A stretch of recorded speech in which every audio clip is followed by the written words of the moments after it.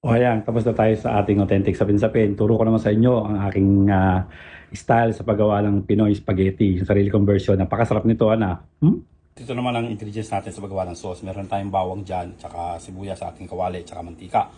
O hotdog, pickles, patis, black pepper, asukal, mayploy, banana ketchup, at tsaka yung spaghetti sauce. Ang ating giniling na baboy at baka na mix. Tayo mag-isa muna ng sibuyas at saka bawang, Ana. Yan, ito natin yung ating sibuyas at bawang.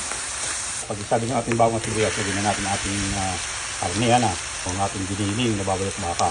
Ayan, pag isado na yung ating giniling, lagyan na natin ating patis, paminta, o yan, pati hotdog, o umanang na yan.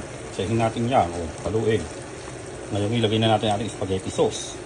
Yan, kasi ang ating ketchup na napakahirap taktakin na, o lintik. Kasi ang ating mayploy na isa pang napakahirap itaktakan na. O yan.